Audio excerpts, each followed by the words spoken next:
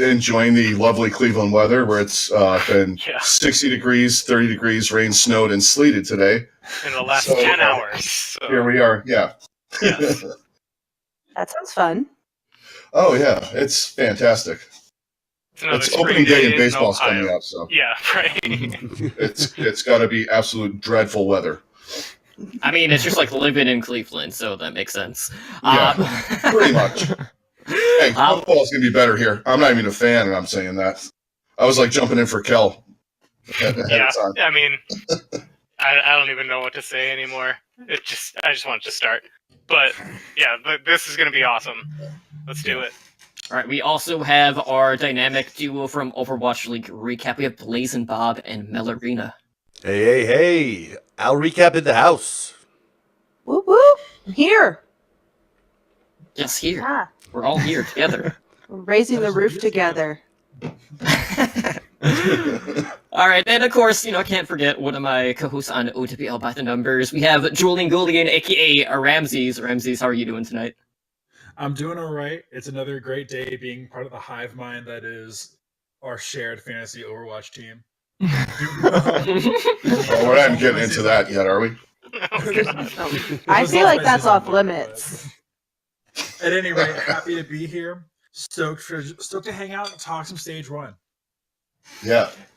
You Absolutely. mentioning fantasy just kind of depressed me because Yeah, we I have know. DeFran. Oh shoot! I didn't even think about that. Well, I thought it was because we were the only team that was our only win, was we beat you guys. So. You know what? You're correct. Correct. I You can't have even argue with that. DeFran in 2 leagues, and it's going to hurt. Oh shoot! I have him in 3. I just realized that. Man, I'm gonna have to Feels bad. do a lot of work. Absolutely. So, with Stage 1 officially in the books, it's time to take a look back and reflect on how everything has panned out. So, did the stage play out how everyone expected to, or were, there are a couple of teams out there that threw a wrench into our plan? So, to kick things off tonight, let's go ahead and share some of the biggest surprises that we saw in Overwatch League 2019, stage number 1. So, I have to say, for me, probably the biggest storyline to follow was kind of like the parity between the two LA teams. So we have the LA Valiant, who went from being one of the top teams from Stage 4 of the inaugural season to finishing Stage 1 with an 0-7 record, with only 10 map wins to their name. So the Valiant, they were marred with issues throughout the stage, whether it was poor Zarya bubble management, to misused transcendences from Izayaki, to just passiveness run their main tank, also, which kind of coincides with the Zarya issues with Kareev. I think we could probably just blame it all on Custa's big brain. That's really what it is. His It's brains too are smart. way too big. Too smart. Yeah, it was just taking up way too much space. It wasn't very good. We were literally sitting there with all of the press opening week, sitting there in this huge room, and everybody's like, "What's Kooky doing out here? Where's Custa?" Mm-hmm. And then, Frito from your Overwatch was like, "Custa's got to be sick, right?" We're like, "Yeah, it's got to be that, right?" But yeah, definitely surprising for me as well. And it's crazy, too, because I feel like a lot of us definitely had Valiant pegged as either a mid-table team or someone that's going to be in the top 8. And then on the other side, we also had the LA Gladiators, who a lot of people had penciled in as a potential top 5 team. They had some pretty big acquisitions during the offseason. You had Decay, who turned 18 early on in the season, who had an incredible debut, but quickly found himself kind of in that inconsistency range and then picking up some momentum later on in the stage. And the Gladiators were one of those teams who, just missed the playoff cut. They finished with a 3-4 record with a positive map differential. So it seems like the Gladiators, out of the teams that didn't make the playoffs, were probably the best team that didn't quite make the cut, because they did pick up some pretty impressive wins. But except for Houston. Yeah, it was all after. Yeah, it was all after Dick Hay came in too, and he was a little rocky to start, but he definitely got it going towards the end. Well, he came out with a bang, 1. and then he kind of plateaued for a little bit. But I think it just took them a while. I think we saw them towards the end really figure it out, right? And I think having Decay come in later, it's kind of like the same thing we saw in San Francisco Shock last year. where Shock had a lot of players that came in later, then they redid their roster, and then everything kind of changed. They were up and down, and I think that's what we were seeing with LA. Gladiators, not Valiant. I don't know what about them, but I think Gladiators will be better. I think one of the biggest things that made a difference for the Gladiators as well is hydration really picked up his game in the last couple of games because, I mean, he was one of those guys where he was always the first to die. And when he died, the whole rest of the team was just screwed. But and he's always kind of been hit and miss. Like there were definite times in season 1 that hydration was a major carry, and then sometimes he just doesn't show up, like the World Cup last year. Exactly. Yeah, exactly. I mean, I really. At least he showed up. Like Fisher didn't show up, you know. Like, Yeah. He physically showed up, but yeah. As an Atlanta fan, I was kind of bummed that Gladiators decided to finally get it together for the Atlanta game and couldn't wait one more game to get it together. But Yeah. you know, I'm glad they did get it together because they've obviously. I think in stage 2 we'll see them higher than they were this stage because they just had a rough start, like you said, because of Decay not being there. But yeah, he kind of lifted up their skill ceiling quite a bit. in the GOATS meta, but I also feel like Surefour not being in the lineup was hurting them at the beginning because I think Surefour is, you know, a big brain that they can handle. Not like the Valiant with Custa's big brain, but I think the Gladiators can handle Surefour's big brain. But I think him being out of the lineup and Decay being in, I think hurt them in that interim time because that communication wasn't there that Surefour was able to provide. I mean, I thought it was a little bit different just because, to me, the person who seemed to really determine what Gladiators did was Roar the whole time. Because there were times when Roar was on point and like Roar was locked in, they looked really, really good. And there were times when Roar would jump in by himself and get killed immediately. I mean, I wonder if we can put that on like him having better communication with Decay and that whole squad, as opposed with having Surefour being one of the main callers in there. I don't know. It just seemed like he definitely, once Decay got in, his level of play also really stepped up, which seemed to kind of tie the whole thing together. Yeah, and you have to remember, too, Bishu didn't play at all in Stage 1, who usually is their translator. So I feel like that was probably the bigger issue, or underlying issue, that the Gladiators just didn't have at their disposal. Yeah, kind of a communication issue of like, yes, Roar makes it look like he just charges in and, you know, dies, but maybe in his head he told people like, hey, let's go for it, let's go in, and then everybody else just was like, no, I don't know what he said. I mean, Bumper does that and it works for the Titans, so I don't know. Well, not everyone can Dies in and feed dies. And it works for me too on the ladder. Tactical feeding is different than just rolling in. Yeah, that's true. I feel like Bumper Bumper's plays smile, exactly though, like as I when play. he's doing it, like when he's doing it and his little smile on his face, like when you look at his face cam, it's just like, yes, yes. He's like, he knows exactly what he's doing.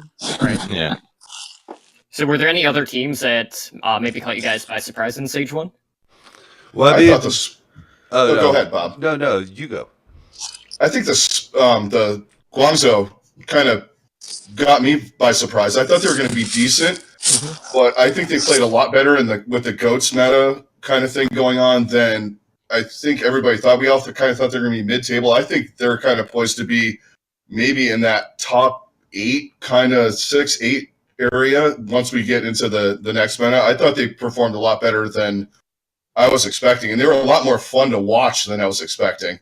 Too. Like I thought Hotba was like incredible for them, just doing whatever he was doing, like playing Diva or Pharah sometimes, or running Tracer or Sombra. I thought he kind of like found his home. I guess I think he was okay in Philadelphia, but I think there he kind of like is like their jack of all trades kind of guy, and I think he's proving to be someone that's valuable for them. And the rest of their team, like Happy, was incredible when he got to play Widow and stuff like that. I love seeing that. I can't wait for the next stage, but that's beside the point.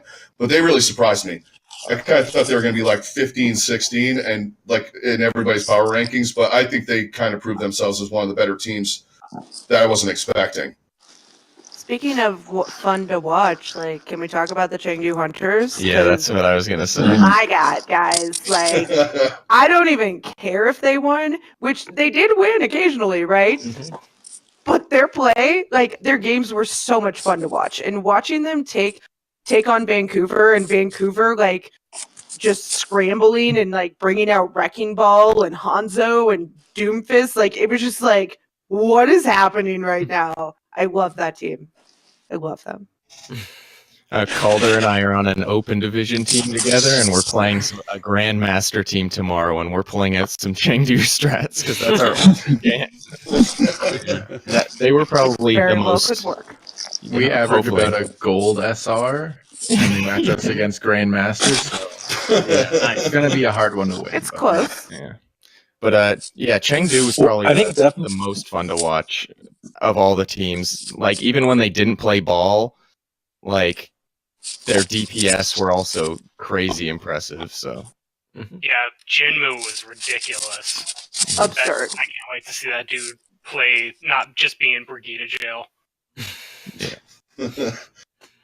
I mean, he wasn't. He No, missed wait, it no. from jail many times. Yeah, I mean, it's fair to say that every analyst, me, everyone I listened to, except for maybe Volamel, was, not high on any of the expansion teams. And we thought that Vancouver would be up there, but we did not think they would be 7-0. And Right. that, I mean, just every expansion team was a pretty big surprise to me across the board. Probably the only exception being Washington. I think everyone pretty much called that they were going to be the worst team in the league, or Hey, close to they it. weren't. Hey, not anymore. What? Yeah, beat close. Florida. Not Right. anymore. Mayhem. Way to take one Yeah. for the team there. I do every Somebody week. had to. Right. I mean, eventually they were going to get a win. So, you always have that sacrificial goat. But, it's important to note, like, we all have our respective teams, right? And hopefully, if we do see a meta shift, some of these teams are going to be seen in a different tune. But taking a look back, we're going to do something a little bit off kilter here, and let's describe our team performances via song lyrics and how they did in stage number 1. So, you could go with, something maybe a little too on the nose, something maybe not so obvious. So who wants to start us off? So let's go ahead and say, the song title, the band, and then we'll try to guess what team you're talking about. Or chat can, probably the better thing to do. Oh, Since I think for the most part, like we have a good idea of what everyone team is, just because we're all pretty connected with fantasy and otherwise. So. I'll go first. All right. Way to break the So ice. I'm not gonna sing my songs. I mean, some of you guys might know me. I'm a big metalhead. The first song that comes to mind with my team was "Force Fed Broken Glass" by Cannibal Corpse. But I didn't go there. I went outshined. So I can't get any lower, but still I feel I'm sinking. That's the lyric that reminds me of my team every day. So, and I'm old too, so those are my reference points. Okay. So, okay, I guess, mine doesn't make a lot of sense unless I preface it, though. Because, Well, then it's it was a poor literally choice. what You have to explain okay, the joke. so here. And it's not funny anymore. I'll do this. This is a new coach in the league, and it's what he's told his team during stage 1.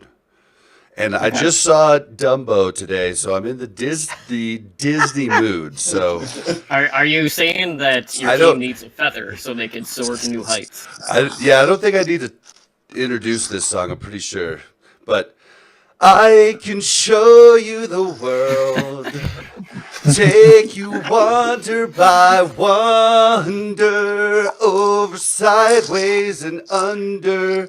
We almost made playoffs in stage 1. Almost.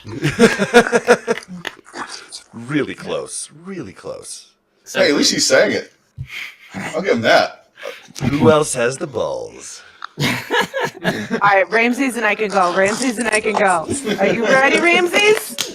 I'm ready. We're gonna see how this goes. let's see how much gonna be duet so, was in like- Discord. Oh, this is Okay, gonna be good. listen. So Ramses and I have the same team. Here we go. Regrettably. not regrettably.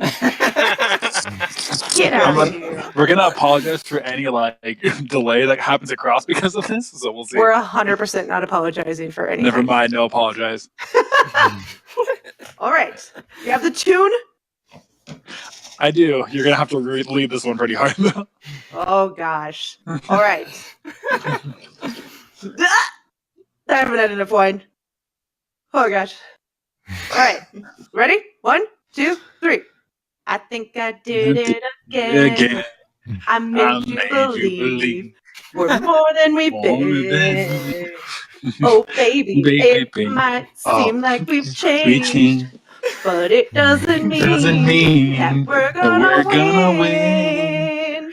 'Cause to lose all map 5s, that is just so typical Houston. Oh baby, oops, I did it again.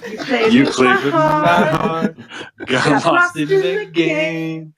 Oh baby, oops, I think we improved with Dante's son from above. It's not that difficult. Wow. We win. We win. Well, for effort. There's commitment there. And just like our team, we had such great intentions, but it just didn't happen. Yeah. Maybe they just have a little bit of delay before they really start to kick it into high gear. Who knows? That's the most If we got optimistic Jake I've in the ever heard. schoolgirl outfit, it would have been a lot more convincing. If what? If we got Jake in the schoolgirl outfit for the song. Dude, no, man, Him and you are Baby missing the mark. Baby. Leekser's fiance. What are you talking about? We already have the actress in this role. Yeah, you gotta put stuff to work somehow. Get out of here. Oh, man. All right, well, I picked the song for the Dynasty and the Titans. I'll go through my Dynasty one, because I feel like this one's pretty on the nose, because, I never know what to expect from my team. So this is Blood Hands by the Royal Blood. So it's it's getting hard to listen when the clock is ticking, counting down the days gone by, praying for an answer to another question that will only leave you dry. So the Dynasty, it seems like every time, I feel like I have certain expectations, and then they do something, and I'm just left with more questions every time. And it seems like every time they're bringing out a new team, whether it's the A team, B team, and I don't know, it's been the solar coaster, like, the entire stage, and yeah, we finally, made the stage playoffs, ran a Korean gauntlet, all that good stuff. So who knows? They look better, so that's good. I like it. Kind of Are like you going to play the Imperial March for Vancouver? No. I did not do the Imperial March for Vancouver. How do you sing that? You only hum it. Dum, dum, dum, dum. Anybody else have one? I have one. Now, I have as some people know, I have 4 favorite teams, so good luck guessing. You're like Andreas from Omnigrab. Like, oh, dude, I like this team, and I like this team, and I like this I team. have different reasons for each team, but this is my current number 1 team. So I chose Yesterday by the Beatles. I want to sing it with you. The snippet I took from that is, yesterday, all my troubles seem so far away. Now it looks like they are here to stay. Oh, I believe in yesterday. What team is that? Suddenly, I'm not half the man I used to be. Sorry, you can't start songs. What is Atlanta? It is Atlanta. Why? Because... Oh, dude.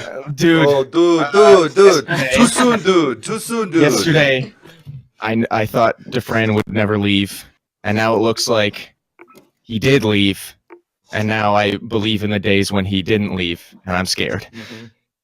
It was a great pick. I just read the lyrics, except inserted the word Dufresne into it. But yeah. Although in honesty, I think Atlanta will probably be fine. They're gonna take a hit, obviously, because Dufran's very gifted mechanically, but like I don't think they're gonna dip to like bottom 5 or anything like that. I think they'll be fine. But They I still think got a lot of talent on that roster. Yeah. If DPS came back, like the bummer about losing Dufran is just the fact that we never got to see him on DPS except for very rarely at the end of maps and stuff like that. It's just kind of it's unlucky. Yeah. That's the one thing, because we knew it was going to happen. I just wish that he got one DPS stage, but yeah, and like I was literally getting with our guy that does the interviews, like after the games, I was like, Dufran. He kept requesting him, but Dufran was the only one able to refuse interviews. So like we were pretty worried that he was going to leave, so we just kept requesting him. It was always denied. It was a bummer. So I think he was planning on leaving probably around week 2. Yeah. Wow. Yeah, he was saying on stream and stuff that he was talking to like their team psychologist, being like, "I really want to quit," and then they like kept being like, "You should stay." But yeah, I mean, he did quit in like before the stage even started, so like we knew it was gonna happen. I'm just bummed that we didn't see him play a new soldier. Good for him, though. Like, really, I mean, the days of throw for Dufran, I think, can be set to rest. Like, the dude's a stand-up dude, and he did it right, and good for him. Yeah, Nate Nanzer even tweeted saying, like, "You're a good dude," and I'm like, redemption arc complete. Yep. Daddy Nate said it's okay.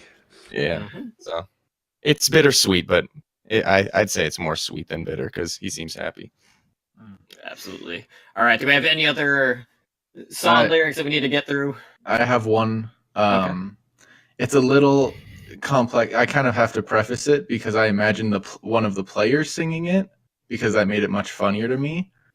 So it's a Drake song. It's God's Plan. But then I imagine Super singing it when he's just charging in for no reason on Reinhardt and it's God's Plan. So does he sing it with like the high pitched voice too? Yeah. Like when he's yelling stop at the other team. That's what I imagined. So it's him yelling bad things. It's a lot of bad things that they wishing and wishing and wishing on me. They wishing on me. While Moth is trying to make sure that he doesn't instantly die. While Moth is sweating like crazy. Yeah. Moth has just done a 6-hour workout in one map by trying to keep Super alive. So that was mine. Can you say the lyrics again in Super's voice or no? I don't think anyone over 13 is able to make that voice. So I don't think your mic would be able to pick up that high of a pitch. I don't think they've made that technology yet. I think I might break my windows, and I don't want to pay to replace them. So.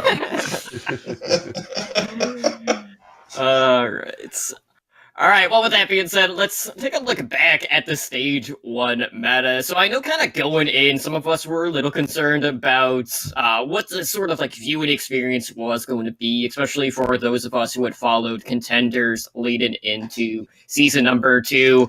So, we saw the 3-3 composition run it rampant through the path to pro, and there were a lot of naysayers about the meta going into the start of the season. A lot of people saying, like, oh, viewership is going to be down because no one wants to watch a GOATS meta. And it turns out that was really not the case in regards to the viewership. We did see a lot of 3-3 in the meta, with 5 different heroes seeing more than 83% playtime. All of which, being the components of the 3-3 comp. So we saw a lot of Lucio, Brigitte, Zenyatta, Zarya, D.Va, and Reinhardt. You had Sombra kind of on the outside looking in at 20% usage, just due to the fact that when D.Va was getting subbed out, usually a Sombra would be fit in that space. And while we didn't necessarily have any teams out there trying to like reinvent the wheel, we did have, a team like Trundu Hunters trying to run these really off-kilter wrecking ball compositions, which we were talking about earlier. So looking back, I know some of us were on different sides of the fence, but did the reliance of this 3-3 meta detract from your overall viewing experiences and just the enjoyment of watching Overwatch League? I mean, I could go first. For me, it was really cool because I had been practicing with my team for months prior, playing goats, playing in, tournaments like the Watchers Brawl and playing the goats meta. And it was the Sombra play was specifically interesting to me because that's what we got tore up by. Anytime we lost, the other team had a really good Sombra that was just eating us up, and that was kind of interesting for me. But at the same time, I don't know that it was great for everyone. Us, like as a Ryan, it's pretty exciting, to watch goats because Ryan's like one of the biggest stars besides Zarya in the comp, and so you just have so much life, so much health, so much so much protection that it's just a really good time. You get to swing that hammer more than you have to hold up the shield. But I think it'll be better if DPS comes into play. Come on, 222. Nate, I'm talking to you. See, I kind of liked watching the GOATS meta because you kind of got to see the teams perform as a team. Guys like Carpe and Prophet go off like on DPS, but it was kind of fun seeing some of these teams just like work like a machine, especially like the guys like Carpe and Prophet go off like on DPS, but it was kind of fun seeing some of these teams just like work like a machine, especially like Vancouver, work an Overwatch League looks like, instead of some of the, oh crap, we need Prophet to go 5 kill on a point. You got to see them like work on a whole different plane with this meta. I kind of enjoyed it, and maybe I'm insane, but I kind of thought it was fun. I want to see DPS come back because I kind of missed some of that, but watching this in this stage was kind of cool to me. I didn't really watch too much. I watched some of Korean contenders, especially like the finals, and saw some of it, but watching it on this level was different, and I kind of enjoyed it to an extent. I did too. I think it was different. It was very much centered around teamwork as opposed to one person being a star and the rest of the team following up.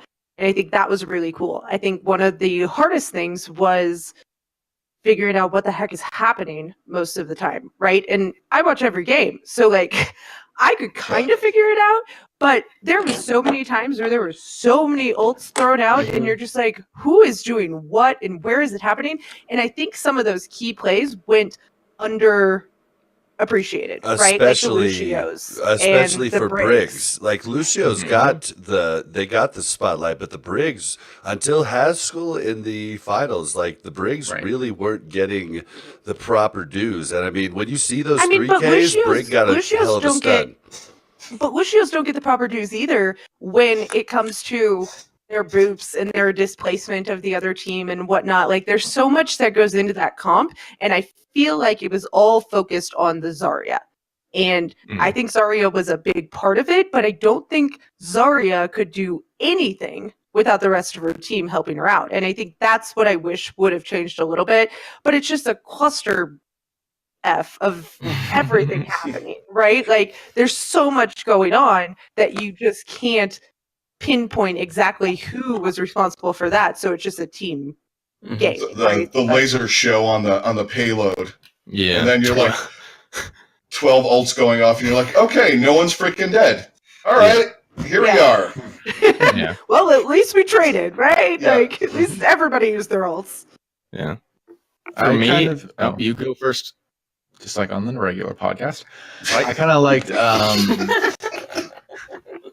seeing the alts in the top and then like trying to figure out what can happen and then being like, oh, they need to do this. And then when that didn't happen, I was like, oh, well, then this is lost. This is terrible. And then in my head, I'd try to figure out what they could do next to win, because that was the only way I could make it fun, is if I made it a game for myself. Although I will say, teams like San Francisco, right? Like, it was like, they should be out of this. Why aren't they out of this? And then all of a sudden people come back and you're like, oh, they're going to win this. Like, it's nuts. Yeah. Yeah. I found it fun. It wasn't as cancer as it seemed like people made it out to be online. Right. Yeah. Well, it seems like a lot of people that are making it cancer, and I'm not on any kind of grand map. I'm like in bronze, silver right now. I'm trying to fucking get out of that hell. But Yeah. it seems like the people that are in those levels are the ones screaming about how bad goats are that never have played goats. They played on a team with one tank, a Torbjorn, and a Symmetra, and they think that's goats. So Yeah. I think some of it is people never understood what it was. It's just like they're following the mob with pitchforks and going, kill goats. And it's...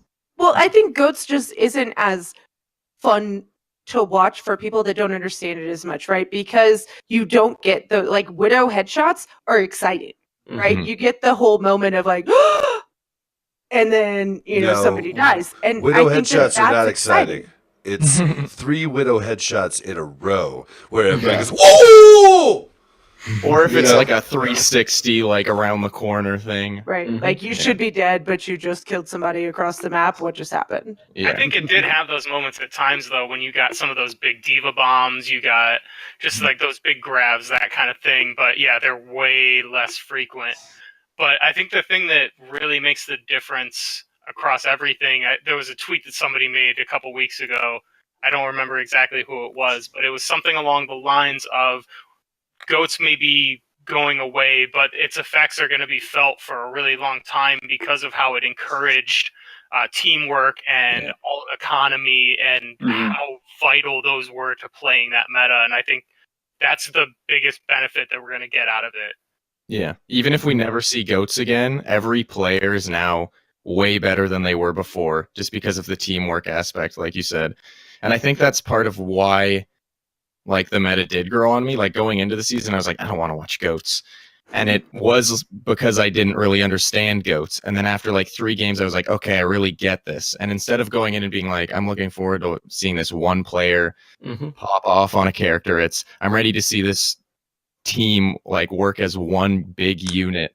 And like, instead of waiting for a shocking moment, it became like doing the math in your head of like, this team has this many ultimates, this team has this many ultimates, they need to use this fight to get this ultimate so that they can win this. And like, that's a whole other entertainment kind of thing. So even though definitely centered more around ultimates than Absolutely. yeah, even though I'm glad it's going away, because you don't want just a full season of goats. Potentially going Potentially. away. I don't think it's being deleted. It's just No. but like just goats.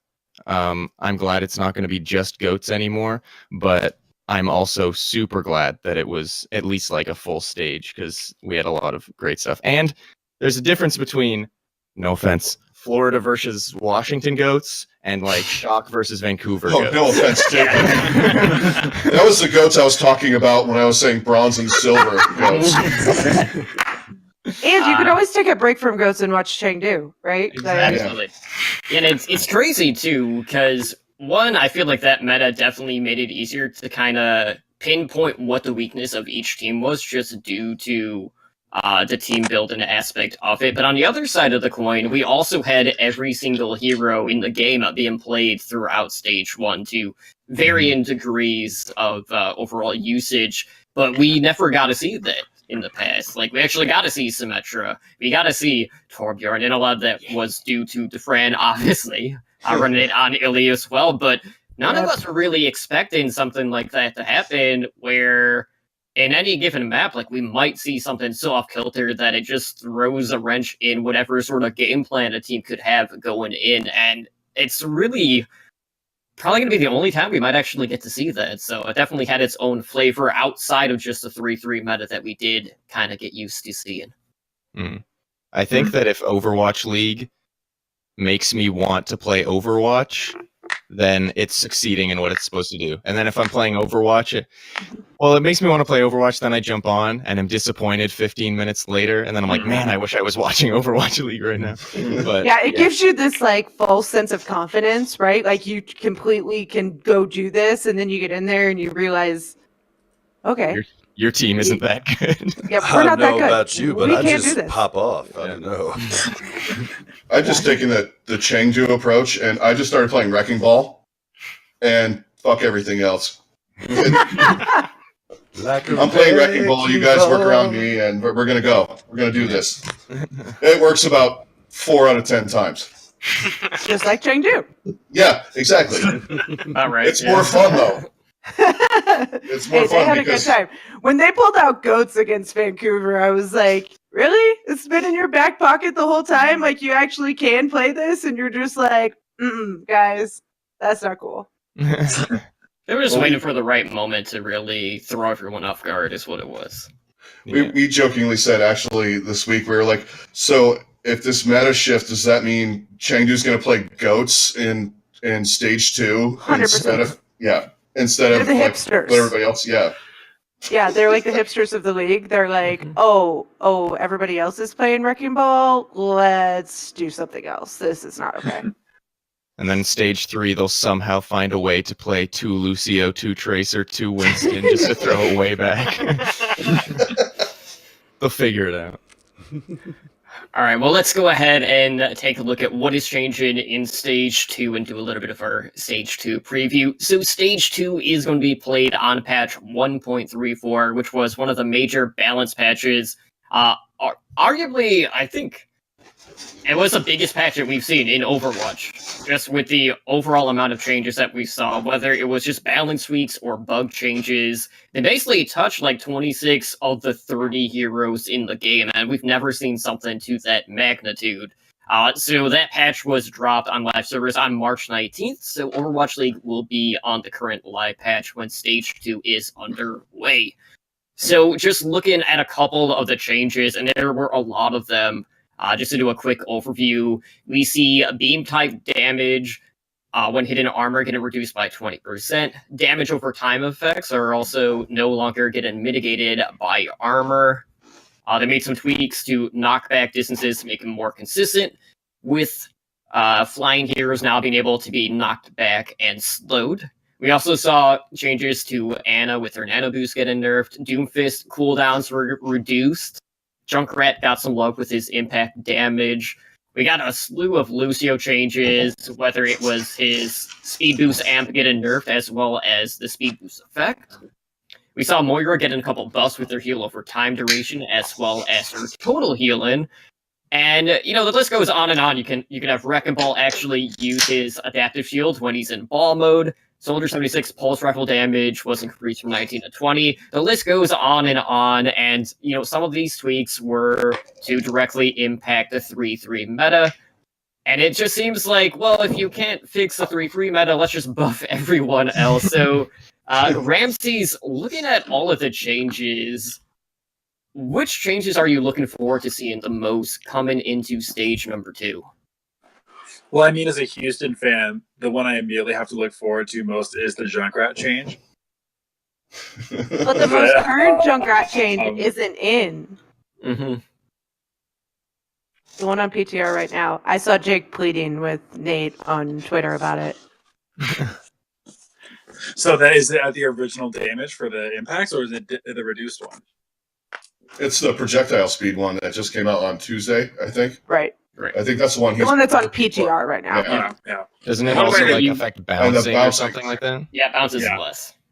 Well, and even then, like, Junkrat's in a little bit stronger place. Personally, though, probably, I mean, and this is one that I think got put in a while ago, but didn't even make it to the last stage. Because did the last stage have any of the armor changes on it?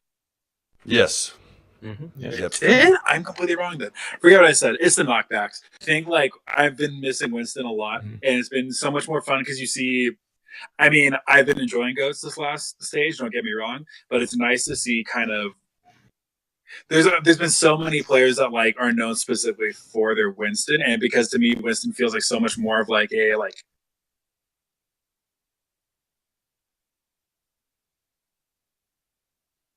flat in your face. Yeah. So I feel It's really easy to feed as Winston. Yeah. Yeah. Which is why I don't play Winston. it's like you could just sink flat in your face. Yeah. So I feel It's really easy to feed as Winston. Yeah. Yeah. Which is why I don't play Winston. It's like you could just sit there, and that extends to all the knockbacks as well. I mean, it'll take a little bit to get used to. Because I think it helps keep Lucio in the meta just a little bit. I know, even with the speed, with the speed amp getting nerfed a little bit. So I think that'll be good. I'm I'm excited for that specifically, and then of course, like I said, any sort of Junkrat buff that we can get, just so our Lord and Savior Jake can carry us to 8th seed. I will take it. Junkrat. Yeah, but you still have Prophet playing Junkrat for London. Just saying. Prophet's a copycat. I mean, you have learns from you have- Jake. You have Junkrat with because I mean Jake's a good junk, but you also have like Prophet's a good junk. Ursur's apparently like a Junkrat god, as we've been told.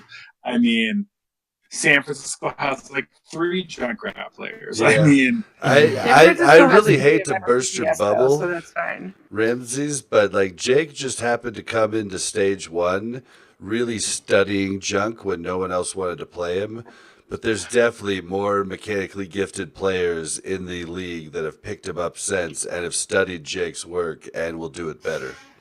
oh, 1000%. I totally agree with you. I'm trying to take our one little chance we can get and maybe foster. They're not it as with cool 8th seed. as Jake, is what he's trying to say. So it doesn't matter. Well, Yeah. Soldier's Baby. viable too now. So Jake, I mean, he's a great Soldier 76 player. I'm defending Houston, so this is weird. So just Go with it. Go. but plays a really good 76, and you got Hanamura, and you got a couple other maps where Soldier's going to be viable anyway. I think you guys might be okay.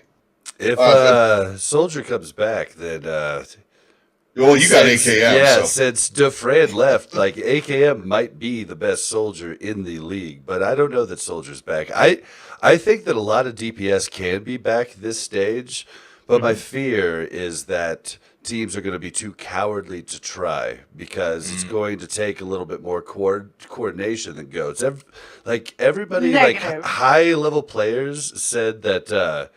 Goats was hard. It's not harder. Like I made it to Masters in the Goats meta as Ryan. I had never gone past Diamond prior, and it's not harder to play. It's just more team orientated, but it's not harder. Like actually executing a proper dive was definitely you had to be pinpoint on the second and. So yeah, I think that the meta could change, but I fear that half the teams at least are going to stick to goats because they're just afraid to try something new. I Yeah, think initially. Okay. Go ahead. I was just gonna say, like, I really just want to see Doomfist get him back into the swing of things. If you're Boston, Uprising, especially with Blase really popping off in the PTR Pro Pugs, just due to the fact that they kind of crumbled against the Sombra 3-3 compositions, and I feel like Doomfist in particular is going to be the hero that can propel them to that next step and maybe actually, go deeper into the playoffs. He definitely ruined my night the other night. I think for sure that Goats is not leaving. It's not going to just die like Dive did with Brigitte. I don't think that Goats is going to see that same fate, but I do think that Goats is looking at. There are a lot of teams, mainly most of the teams that didn't make the playoffs, that weren't as good at Goats, right? They didn't have the team composition or the makeup to make Goats work. Now there might be other options, and if those teams are successful, we will get a new meta. If they're not, we will stay in Goats, because until somebody shows everybody else that Goats is not the best meta, everybody will continue to play it. And it's up to those teams who are trying to climb their way out of, elo hell to prove to everybody that Goats isn't the meta anymore. Because if the Titans and, Shock can win playing Goats, they will.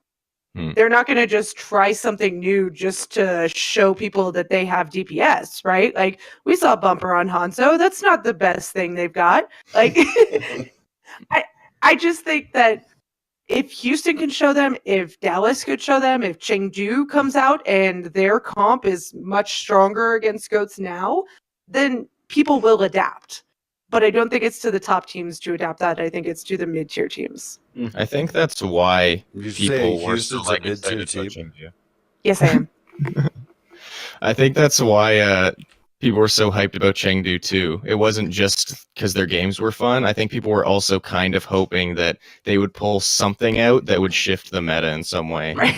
Which I think a lot of people were like super hyped when Jinmu jumped on Pharah, because people were like, "Is it going to change to a Pharah meta?" And then I was like, "No, Yeah. he's just good." But like, I think people were hoping that there would be some new meta found. So yeah, if there's teams like Chengdu or, like you said, Dallas or Houston that actually show something like that, then I think it could be like an overnight switch where like the next day the teams are like playing sure. nothing but yeah. Yeah, a lot of that too, though, was just due to the fact that China as a region has their very own distinct style of Overwatch that isn't really seen as prominent in other regions. So Chengdu basically came in and were kind of introducing the Chinese style to the Overwatch League. And, it was pretty much the same thing with Guangzhou Charge for the most part as well. And I feel like we saw like varying degrees of success. So like one of the big storylines that I'm really looking forward to in Stage 2 is if we do see more DPS being brought to the table, does that mean the effectiveness of Chengdu's quad DPS is going to diminish? Just because a lot of the times when Jinmu was popping off on the Pharah, he wasn't going up against McCree or another Pharah or Widow or 76, really any sort of hit scan, or if the Divas weren't pressuring him. Is he going to have the same amount of space to work with when he starts to see, more of a counterplay against him? Well, and was their quad DPS pick just to counter goats, or is it something that they feel like can go against a 2-2-2 comp? I don't think they'd play the same thing against a 2-2-2 comp. I think it only worked against goats, and it worked, half the time. Mm-hmm. Yeah, I think Still fun, that's a really okay? good point. Like, it was like you're not going to see the exact same comp, and Pharah, like his Pharah play is going to have to change because obviously they don't have the kind of stopping or the kind of counters that will be able to stop him as effectively. Because when you throw in any hit scan, whether it's Soldier, McCree, even possibly some Ashe, like you're not going to have that. Or maybe even Anna. She's a great counter to Pharah, so he's going to play a different style. But I feel like the way he was playing, or like the mechanical skill that he has of it, is still going to translate, and he'll make it work, because you can still make that work. You're just going to play a lot farther away. But what is his Pharah v Pharah 1v1, skills? Like, Very good point. Is he like We Shadowbird? have no Is he idea like because Baby nobody else Bay? did it. Right. Is he going to be able to handle EQO and Fleta and guys like that are just going to come at him when they do the 1v1 things? That's the kind of thing I worry about with Chengdu, is that if everybody's kind of doing not the same thing, but they're running a DPS meta, are they going to just kind of fall back a little bit with the fun, where they're just kind of getting outplayed because everybody's playing their heroes? Like, you have teams like London and the Gladiators and the Valiant to an extent, where they're going to be playing more DPS, which they like to play. They might give them more of a challenge. And you also have the other Chinese teams like Hangzhou and Guangzhou and the Charge. I have trouble with the damn Chinese names. Most people do. Yeah, but they're going to be kind of running similar, at least in theory, they're going to be running similar comps. I think Chengdu might drop down the ladder a little bit in the surprise element with the Pharahs and some of the 4 DPS things. That's where I'm a little worried about Chengdu, but I think like Listen, Jinmu's. Chengdu's the only one that's been practicing DPS for the last stage. So come on, they gotta have an up on people just in general. Well, yeah, they at have least a the first strength few of games. schedule in their favor. Well, they play my team, I'm sure. Probably somewhere. They must not play my team. If all else fails, then they'll just start playing goats. And Yeah, exactly. Really throw people for a loop. Well, something we haven't mentioned along with that patch is Baptiste is going to be entering the fold in stage number 2. So, just a quick overview. You have that main fire that features a 3-round burst shot that is rewarded with accuracy, and it does pretty significant damage. Baptiste has that heal over time ability in regenerative burst, which has splash heal and also with his alternate fire. We also have Immortality Field that can prevent teammates from dying, his Exo Boots that allow him to reach high ground, and then of course, we have this ult, the Amplification Matrix, which doubles damage and healing of friendly projectiles. So, looking back, we'll use Brig as an example. When Brig entered the fold, we saw Dallas Fuel last year run Brig more than every other team pretty much combined. So they were running it like 80% of the time, and we didn't really see other teams doing that. Now we have a new healer. Maybe we have a new jail for support players to be stuck in. That remains to be seen. But I'm going to throw this one over to the guys over at the Broverwatch. What do you guys feel like is going to be the usage of Baptiste across stage number 2? Are you expecting to see him at all? Or is this going to be something that's going to be like maybe a team or two really trying to bring him in as their own unique style? It seems like Adam wants me to talk here. So I think that we'll see a lot of the Lucio players switch over, flex to him if need be, which I think would probably be about 20% of the time, because I'm not sure if they'll figure out how to play him at this point and like how much they can rely on him to heal. But I think that Lucio players like Moth, let's say, would switch over, because having Moth and Violet on Zen, or Moth on Baptiste and Violet on Zen, would be an extremely powerful pairing in a healing lineup if you're doing 2-2-2. So I could see a lot of main healers switching over, mostly just to try and get some ranged heals, but also make it so that they can dive a little bit. I'm slightly confused as what they could use him for, honestly, besides bunker, just straight bunker comps, because he kind of can ranged heal, but not really unless you're really good. And he kind of can bunker, except not really, because the cooldowns are very long. So I think they just have to figure out something for him to be used for. So maybe like a 10% Chengdu style comp is his usage rate for this stage. I think that we might actually see like him being stubbed in like one of the DPS slots. Like if it goes back to 2-2-2, I wouldn't be surprised if like on the Outlaws, for example, if they had 2 healers playing, but then Jake jumped on Baptiste because, first of all, because Jake's used to throwing arced projectiles from playing Junkrat, so Also, maybe Soldier, exactly. his Soldier experience, a lot of like Harry Hook too, is a healer that has done Kareev would be Soldier. another one Yep. to come to mind. Yeah, so I feel like there's a couple DPS and some healers that have shown that they can play multiple heroes, because he's kind of like a multi-faceted hero. Like he's got projectiles, he's got hit scan, and he heals.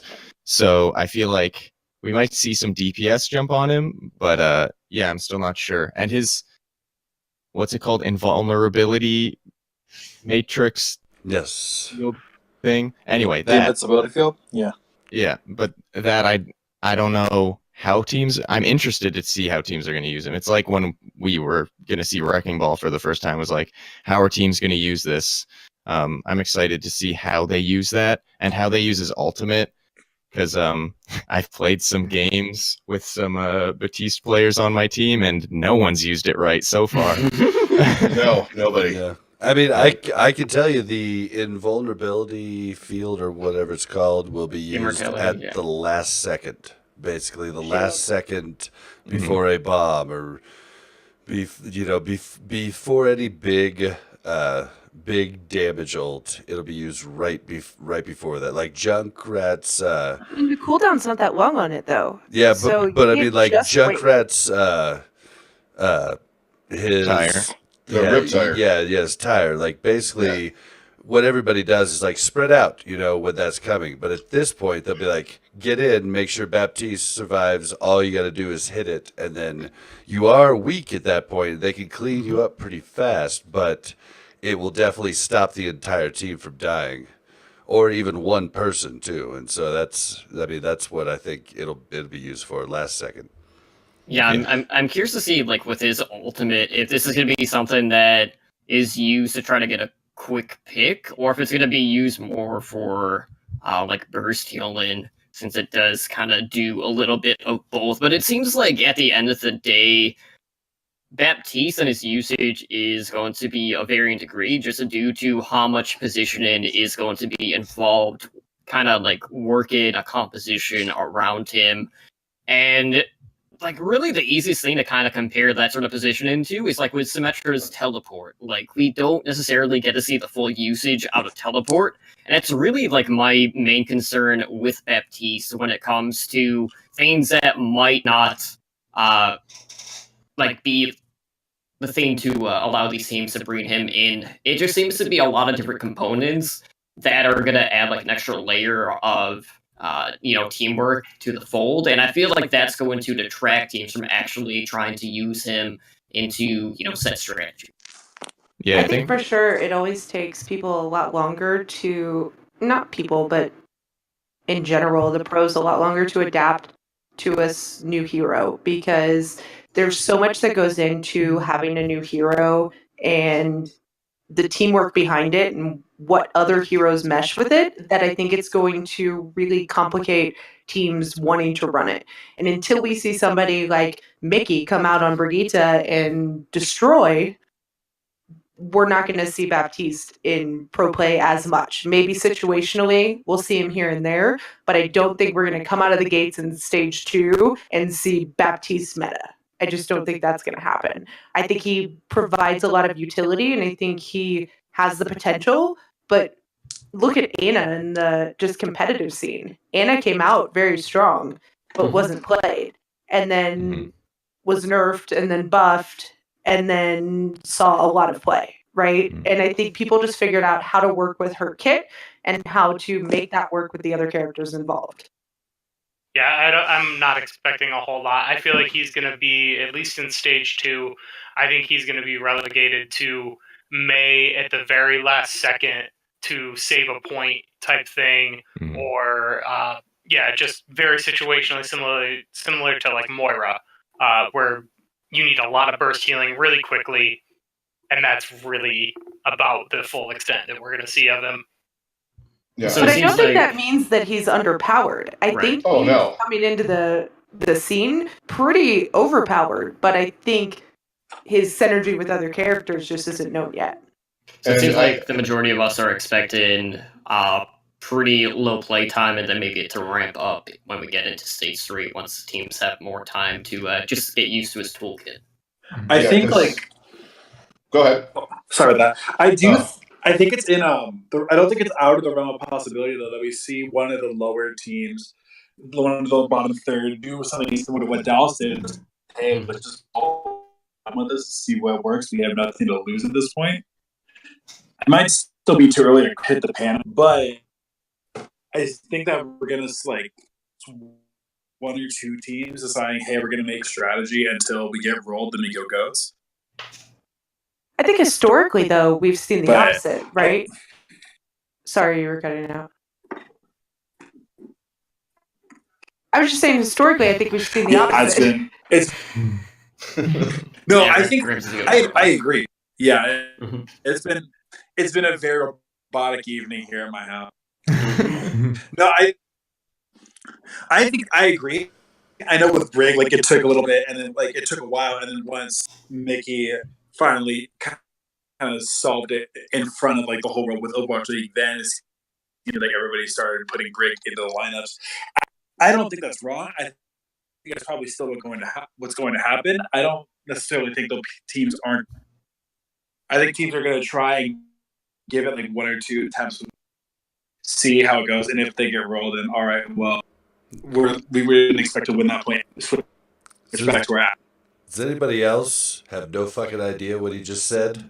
Yeah, I mean, it was choppy. Like, it was a little choppy, I guess what I took from it was that he thinks the bottom teams have nothing to lose, but I feel like the bottom teams have more to lose right now than the upper teams, right? Like, you're more likely to see it from a Vancouver Titans or an NYXL because they don't have anything to lose than you do from a Mayhem or a Justice who, like, the more games they lose, the farther and farther they get from even a chance at the playoffs, right?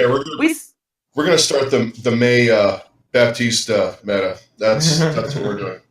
Right, but like we saw Mickey bring it out in stage 4 because they had no chance of making the season playoffs, but they could make the stage 4 playoffs, right? And so there wasn't anything to lose for them. They either go for it and show that they've got something, or they are out of everything, right? So that's what you see, and I think we have more of a chance of seeing it from some of those mid-tier teams that know they can't beat Vancouver at Goats, but maybe if they come up with this different strategy with Baptiste in it, they can have a chance, right? I think that's where we'll see it.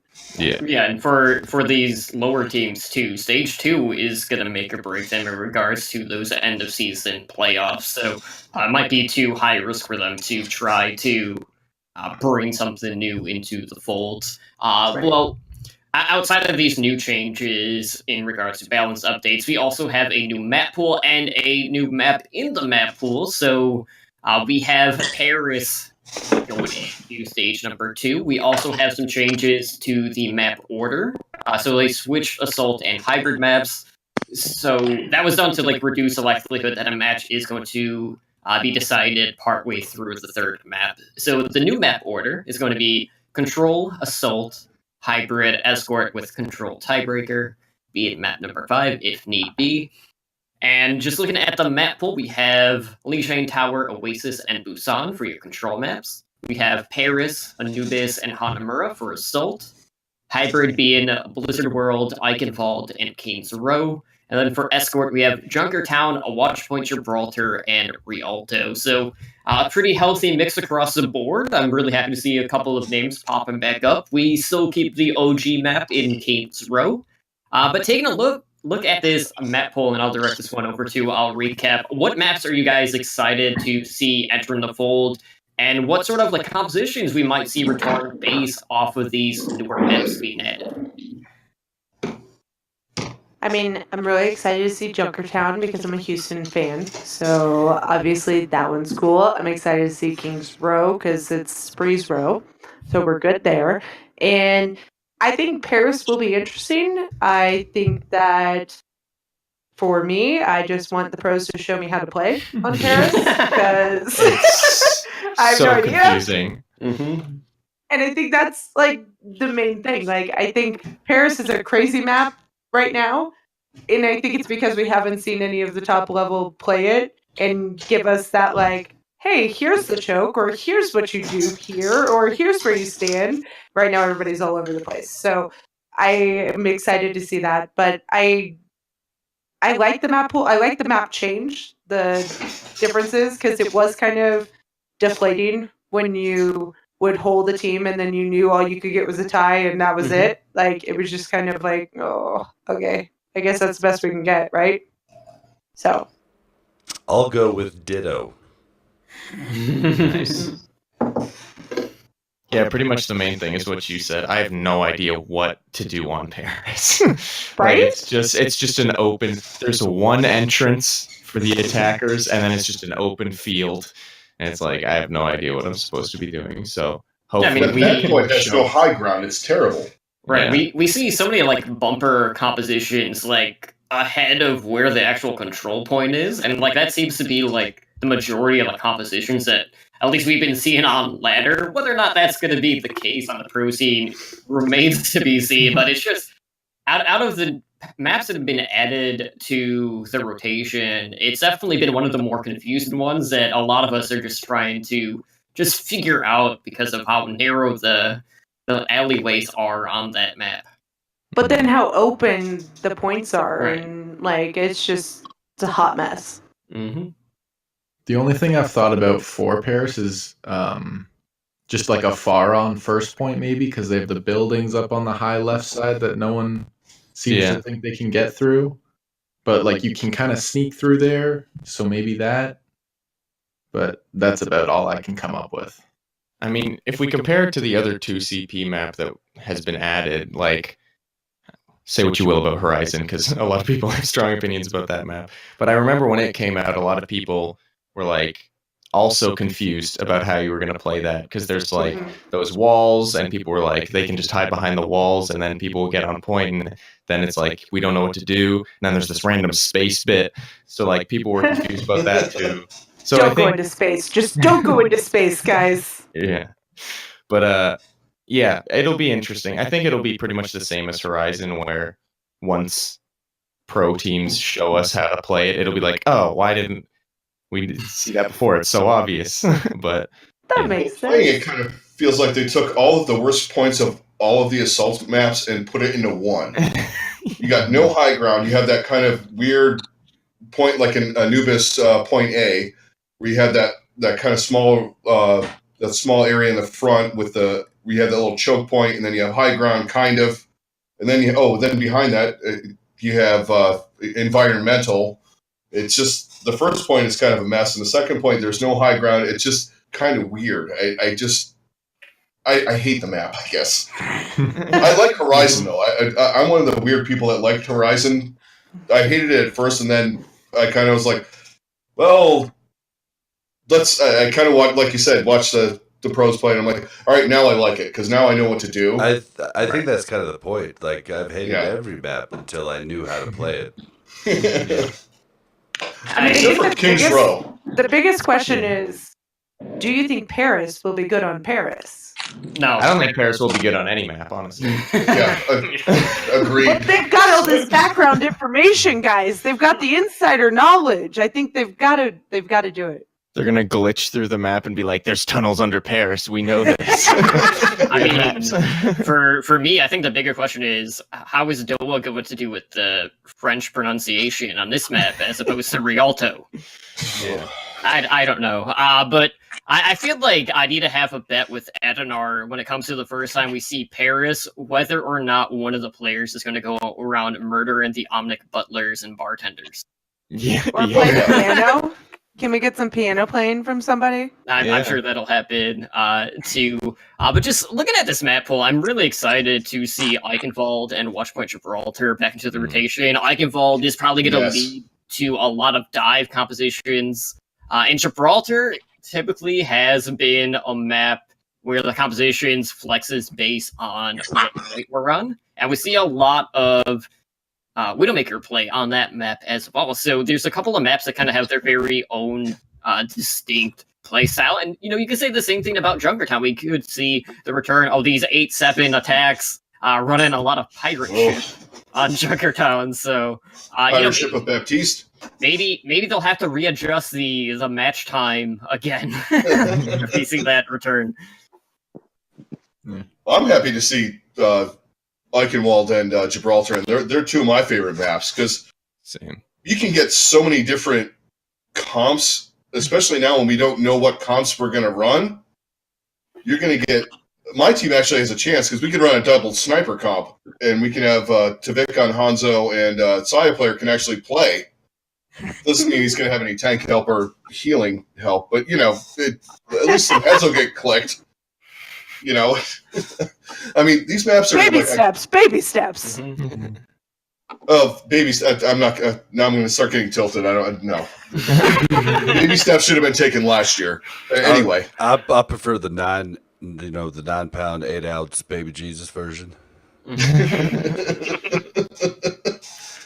Yeah, I honestly think that this map pool is one of, at least for me personally, one of the strongest map pools. Like the only map that I see that I don't like very much is Blizzard World, but it seems like watching the pros play, it's not that bad. Like it's fun to watch the pros play any map, honestly.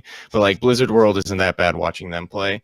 I love Lijiang Tower, I love Oasis, Temple of Anubis, but Blizzard World is a bit of a yikes from me. Yeah, I'm with you on that. It's one of my least favorite maps altogether to watch, and to even to watch these guys to play by myself. Oh god, it's the worst map, and I feel like I get it the most.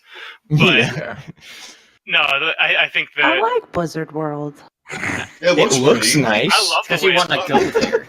Yeah, I want to go there. I don't want to shoot anybody though. You guys, when I was at BlizzCon when they announced it, I was literally sitting there like, there's a Blizzard theme park?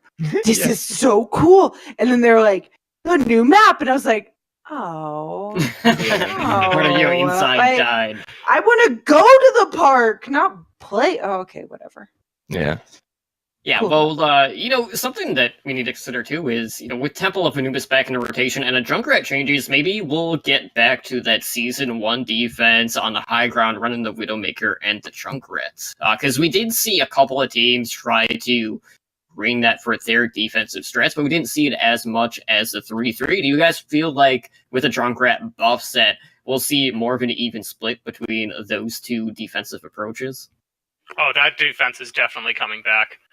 Yeah, I think so too. Especially, when Atlanta ran it, I don't remember who they ran that against, but I do remember that was one of the times that they didn't have the Fran in, and they still looked really good. Mhm. And Erster was just going nuts on Junkrat on that map, and so I think that map especially, that defense is coming back. I don't know if that's going to be effective on too many other maps, but I do think we're going to see more bunker comp, especially with the what's her name, Orisa changes. I think that's going to probably add a little bit to that, especially maybe in some pirate ship comps. We'll see that a little more as well. I think we're going to see Junkrat 2 on Point B, like on Horizon, where you had guys like Fleta and Prophet and Jake that were hanging out in the rafters. We're going to see a lot more of that, I think, too. Junkrat's going to be pretty prevalent, unless, they figure out Goats is not going away, then, who knows. But I think, honestly, with the changes to Junkrat, especially on Anubis, Point A, and Point B, especially on Horizon, where you can kind of hide up there on those rafters and just rain hell from the sky. It's just going to be Junkrat City on at least on the assault maps. Although, at least as far as me. Is anybody excited about Junkertown again? Like, it might be pirate ship coming back, but all I know for sure is we're gonna have those damn didgeridoos to start every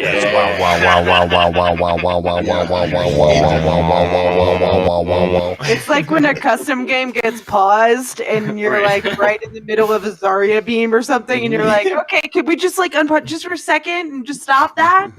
Yeah. I feel you. All right, so with that being said, obviously, with all these balance changes and potential meta shifts, there's definitely a chance that we'll be seeing some more usage out of select heroes out there. So I want to get everyone's predictions on some of the meta shifts that we're expecting to see, maybe a little bit more prevalent as compared to stage number 1. So obviously, it seems like for the most part, a lot of us are feeling like 3-3 is probably still going to be the primary composition that we are going to see. But let's just speculate on some of the heavy DPS comps that we could be seeing, or just general compositions as a whole. So I'll direct this one over to you guys. What are you expecting to see in regards to these other compositions outside of the GOATS meta? Like what heroes? I don't know, dude. I mean, I have no clue. It's so hard to tell. I mean, we didn't use over half of the heroes in the pool being DPS the entirety of last stage. It's hard to tell. I mean, honestly, if teams were smart, they would look at this patch as a chance to look at their players and be like, what do they excel at the most? All right, let's try a comp with that, and of course Diva stays a staple. But then you can switch out the tank regardless for main tank. You can you can switch the DPS out depending on the map. Like, there's so many different possibilities to speculate. I mean, I just honestly have no clue. Yeah, I feel like you said, teams, I feel like the meta is so up in the air and like open right now and nobody knows what it is, that teams might be able to straight up be like, what do our players play best, and just play that, which I don't think has ever really been able to be a thing before. It's usually this is the meta, but if teams can just play what they're best at and see if that works, Yeah, I think that is the ideal. There's situation. so many changes that came through. I mean, you might just find yourself the next thing. You know what I mean? Like, but either way, there's so many changes. You're going to catch teams slipping. Period. Because they're just going to be like, I did not realize that did so much damage when Mercy buffs this, and I mean, there's just so many things that are left up in the air that. I mean, teams could get away with a lot of stuff. Well, when you think of traditional sports too, you think of like football, and not everybody runs the same meta, right? Like every team has their own specialized characters where it's like, this team has a strong running game and this team has a strong slot receiving core and this team can throw it way down the field, right? Like everybody has their own things that come into it that make you a better team. And this team has the quarterback that can throw the no-look pass across his body, across the field. Or with his left hand, it doesn't matter. I'm not saying anything as a Broncos fan. We Oh. got Flacco. Listen, we live in Colorado. right now, and it's the worst thing It's ever. the worst thing ever. I have to go to Walmart and see all this Broncos crap much every orange. day. It kills me. Oh. But I will say, to be honest, I think all these hero changes, balancing changes and everything that they're making, it seems like they're making every hero stronger. I feel like it's leading us into a 2-2-2 lock. And I think that's because to get into a 2-2-2 lock, you have to balance every single character and you have to do it so much. Because right now you put a 2-2-2 lock in, Briggs out the window, Roadhog's out the window. Like there's, just 6 characters that are meta now. So I think that this is going to make me barf. I just threw up in my mouth a little bit. It's fine. But Kind of like watching a team play in Overwatch League too? no, not at all. Oh, the salt has started. We're still better than your team. The salt has Just started. saying. My team's terrible. My team keeps me wanting. I've been a Chiefs fan my whole life. Like I'm used to this whole we're building. Eventually we'll get Mahomes and we'll make it work. But I just think that we're moving into this meta, and I think that we will likely see different characters, and ideally we see a more team balanced approach where it is kind of like what Bob was saying, where it's like you have a team that has these characters that are good. How can we make a composition that benefits that? And I think it's going to be more map balanced as opposed to just here's your composition, figure out how to play this on every map, and I would love to see that. I'd love to see, hey, on this map we get this. Like, how much fun was Control this season, this last stage, right? Like, Control was where you saw the most variation in compositions, and I think that was awesome. But I mean, Control, you're always going to see different. I mean, but we didn't in dive. See different. We didn't in dive. Yeah, you are right. We didn't see it in dive, but Control is just so different from every other competitive map type in the game. Mm-hmm. Right, but I think Goats is just typically not as good on Control. That's why we saw more variation there.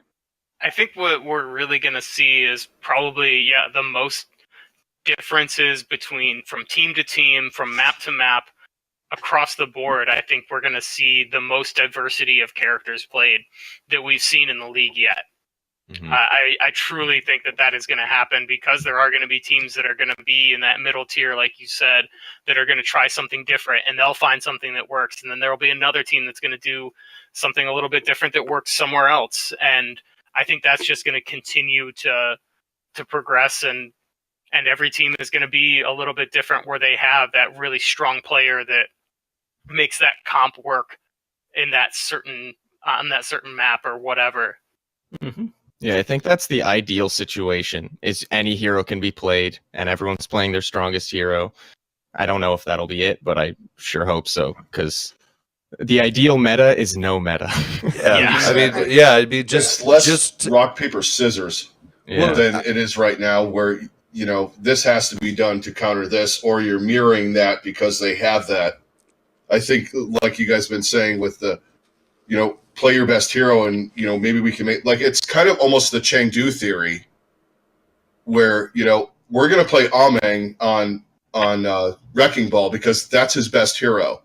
He's not as good on Rhine or Winston. So let's run that and see if we can run something around that. I kind of like that better than just going through, all right, we have goats, we have dive. You have to run Genji Tracer dive, or you have to run, Zen goats, or, on this map we're running Winston goats. I like the fact where, like my team, for instance, like I said before, all right, we got 2 really good sniper players. Let's try and run a double sniper comp with them. It's kind of like that. I am excited about that. Yeah, and it doesn't make... Okay, so lots of people in competitive esports always go with meta, but I think they're missing the point. Like the Overwatch League could become the next big thing, because think about how popular the NFL would be if everybody ran the 4-3 defense, or everybody ran the 46 defense, or everybody ran the 3-4 defense. It would be extremely boring, and if it changed year to year, you would have teams going from being one of the most dominant defenses to one of the worst. And I think that if Overwatch League coaches could really just change their mentality and really get their players to believe it, I believe there's enough diversity in this game that they can find the other things, and playing your players at their best position could be the best thing that you could do. Like freaking Fisher, he's not a good Reinhardt. Like he's just not, and like he's a feeder. Yeah, so like why not just try, something else? But I think to get there, we really do need the 2-2-2 lock. I think that's the only way that we actually get to the meta that I am talking about, because there's just, when you have 3 healers, you have 3 tanks, it's just really hard to fucking kill them. Yeah, I feel like my hopes in regards to any sort of changes that we are going to see is just due to the knockback changes. I'd prefer to see more Winston enter in the fold at that main tank spot. And it's partially that, but it's also the other part where we saw a lot of Zarya's really struggling with her overall toolkit with bubble management, and we saw how much that impacted. Yeah, because they're all DPS. There. Yeah. Like they all have like DPS in mind rather than like protecting their team. Like it's a completely different mindset. Right, that's right. Like the tracking was insane, but the bubble management was suspect on 90% of them. Yeah, that's why Fate looks so terrible for the Valiant, just because he wasn't getting the protection from Kareev, and then it brought Fate in that state of mind where he was playing more passive because he didn't know whether or not he was going to be getting the protection from his Zarya player, to the point where there was a lot of times where Fate was just playing on his back foot the entire time, and then at that point the Valiant just kind of got rolled over. To be fair, though, Fate hammered a lot. He definitely ulted a lot of walls. Mm-hmm. This guy hates walls. Get away from the walls. He hates walls. Hey, there were a lot of breakables that he took care of on the map. So. I also think, too, like, at that point, they're trying to make a play for their team, right? They're trying to be the hero, and Goats isn't a hero meta. And I think that made teams fail a lot. Their Reinhardts looked very weak, but it wasn't their Reinhardts necessarily being weak. It was their Reinhardts trying to make a play because the rest of their team wasn't, and then not playing together. Mm-hmm. Mm-hmm. Yeah, I do think, too, that we will see more implementation of Wrecking Ball into compositions, whether it's going maybe to that heavier dive style tank duo with D.Va, or, maybe just seeing more triple DPS composition surface after Chengdu's varying degrees of success with it in stage 1. Well, I'm definitely down with some more Katy Perry. Well, I like It took everything in my body not to break out with, it came in like a wrecking ball. Isn't that a Miley Cyrus joke? That's Miley Cyrus. I know. Wrong pop singer. You said Katy Perry. Yeah, oh, dude, I totally did. I was wrong. My bad. Sorry, I was just. I definitely don't want more Miley Cyrus, but I'll take more Katy Perry. I like this. Honestly, I like the speed though. the fast pacedness of like a Wrecking Ball Diva comp. I kind of like that. It's just it adds to the excitement. Like if that comes in after the GOATS meta, some people like that never watched this until like this year are gonna be like, what in the crap is this like high speed? There's balls flying around. There's some tank flying around. There's what's that guy that's spinning around with the dragon? This is a family show. Hey, I dropped the F words. I did not drop the F word this time. I'm good. He's talking It about takes a lot balls. for me to A not lot of swear. balls Why flying fucking around, not? which is really Yeah, Cal has to deal with me at work in like a retail setting where and I worked Is there in a a lot of kitchen. balls flying around there too? Oh, I've gotten called into offices and things, offending old ladies by what the fuck. They're worse than that, even. Oh yeah. I do feel like if people watching ABC were confused by this meta, they're gonna have no clue what's going on in whatever's coming next. Because I feel like there's gonna be a lot of kind of chaos comps that are being run. Yeah. Like you play Ball and May and like maybe some Baptiste and like just throw a bunch of weird stuff at the enemy and just see if they can deal with it. So yeah, it's going to be confusing to watch if you haven't been watching already. Well, Well, I just, feel like ends the up like new some of camera those- crew. Oh, sorry. Yeah. I was just gonna say, I feel like the new camera crew is gonna have a world of hurt going into a different kind of meta, right? Because right now it's all centered, right? Yeah, like you can pretty much see every player all the time that's a good point. just by looking at one point in the map. And we go to a Wrecking Ball, Sniper, whatever meta, and they're going to be like, boom, boom, boom, boom, Yeah. boom. Like, I don't know where to look. Like, Although it's going this to be very team difficult. did catch the Dufresne over the building grab, which was pretty Yeah, that was impressive. amazing. Yeah. So I think I have faith in this team, and I got to meet him in person opening week. I got to take a tour, and I got to go in there and meet the guys and gals that do this.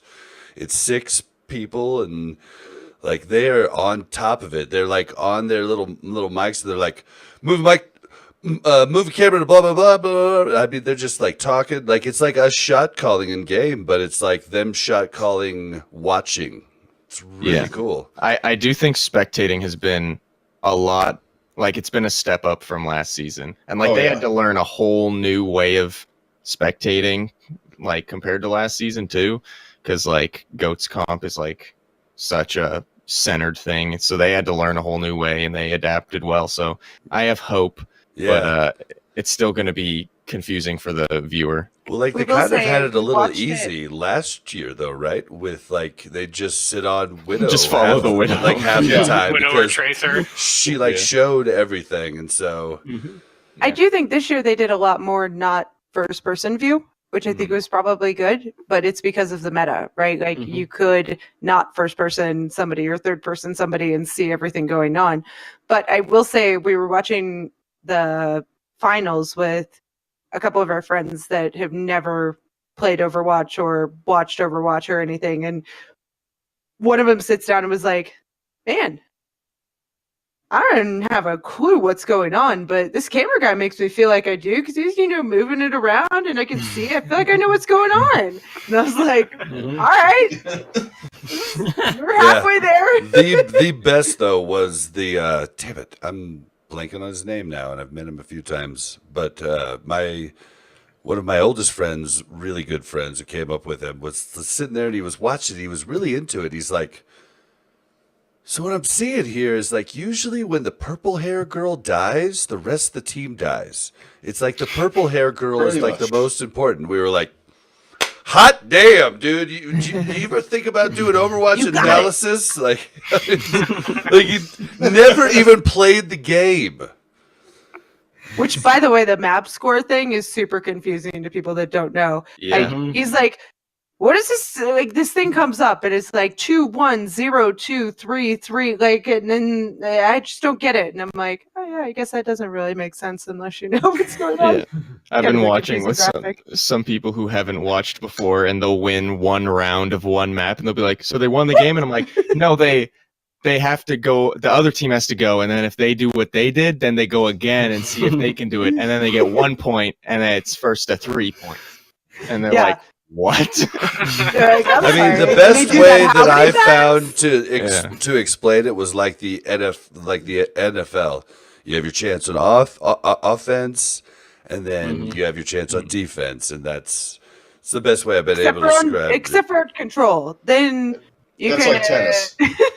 Control is the easiest one to explain to anybody because any kid played King of the Hill where he threw someone off a big rock that you made the hill. Like everybody played King of the Hill. The hardest is payload because I'm like, you have. I'm a boy, and everybody here in this room has played it except for you. Yep. The hardest to explain is like payload or hybrid because it's like they capture a point and then they push a payload and then they're like, "What's a payload?" And I'm like, it's like a truck. And they're like, "Why are they like they get behind it and they have to push it?" And it's like, no, they just stand near it. And Do they have to drive it? Make sure that they know that the payload heals them. You guys, most people still don't know. Most people still don't know. Epic, 3 years into the game. We need a mode where you have to drive the payload.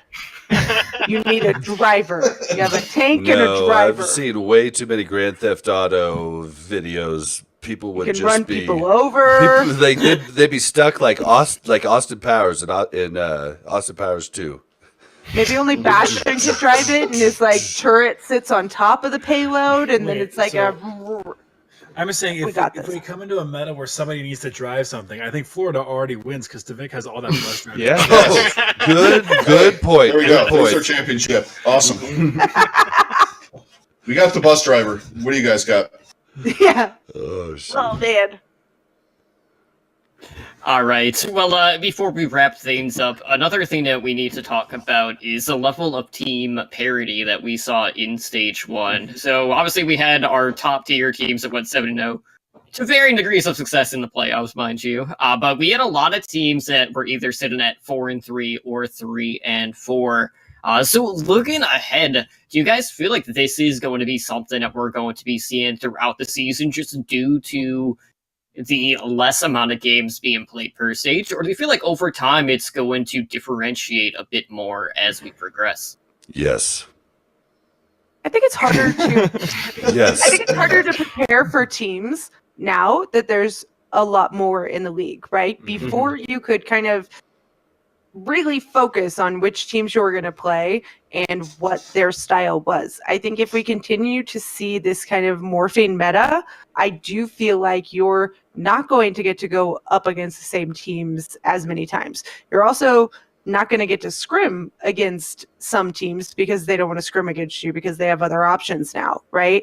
And I think that's where we're seeing the parity in the league, where it's like Seoul can defeat NYXL in the playoffs, right? Like, what?